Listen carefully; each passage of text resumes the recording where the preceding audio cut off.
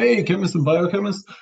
This is the last video of my discussion of proteinogenic amino acids, where I've gone through the 20 total proteinogenic amino acids. Now, this last group that I'm going to be discussing in this video happens to be the largest group, but I'll try to make this as concise as possible. So, this group of your proteinogenic amino acids are also known as your non-polar amino acids. Okay, now what I'm going to do is go through the single letter codes and then the three-letter codes, and then I'm going to begin drawing the structures.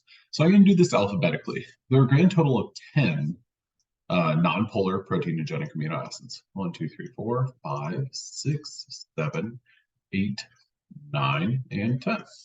Now, the single letter codes that correspond to these are A, then F, G, I, L, M,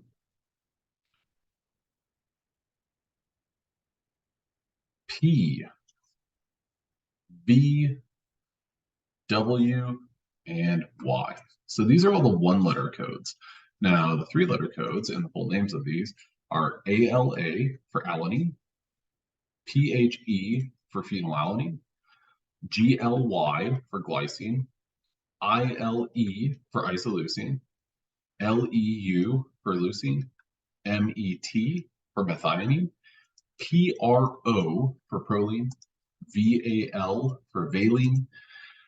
W is kind of a tricky one, but it is tryptophan, or sorry about that.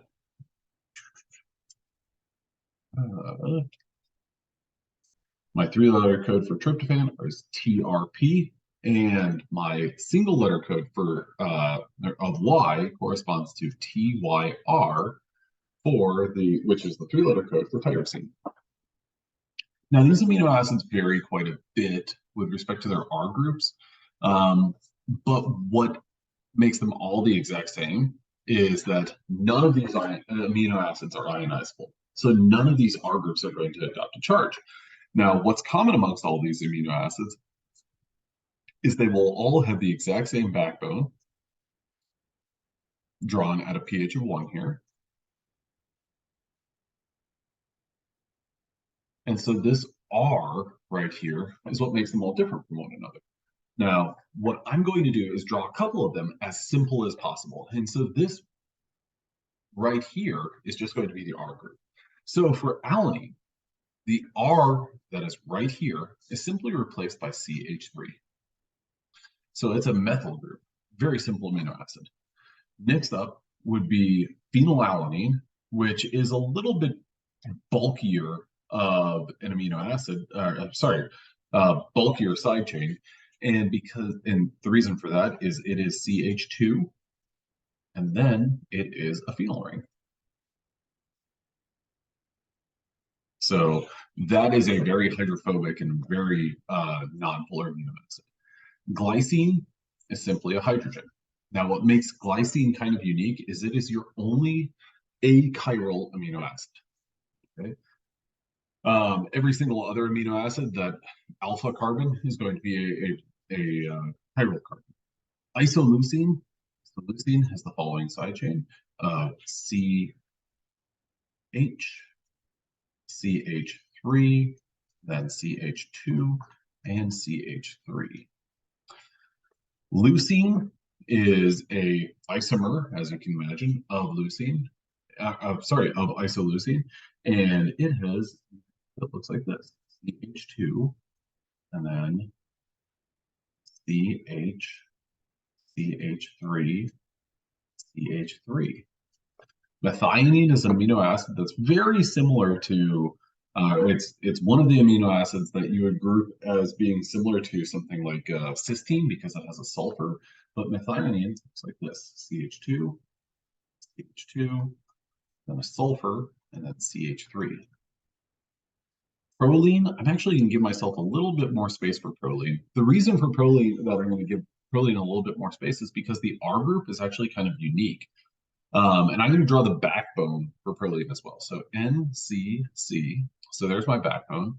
Now I'm going to go ahead and draw my C termini fully protonated.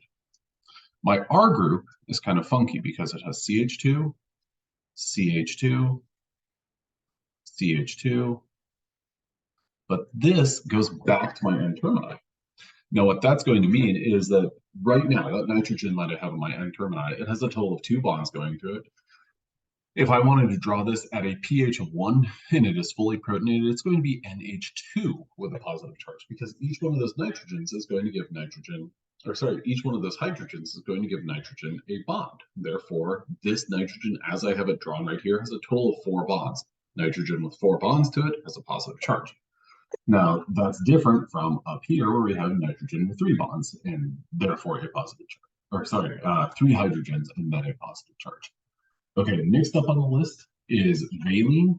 Valine is an amino acid R group that is very similar to leucine, but it's a little bit simpler. It is CH. Actually, you know what? I'm going to go ahead and give myself a little bit more space to draw these last few. Valine, the R group looks like this. CH, and then H3C, and CH3. Tryptophan is kind of a tricky amino acid, and I got to be honest, I always kind of struggle drawing this one. It is CH2. Then we have a ring structure where that ring has a nitrogen in it. A 5-membered ring, which didn't draw that very well. A 5-membered ring, and then a 6-membered ring off of that.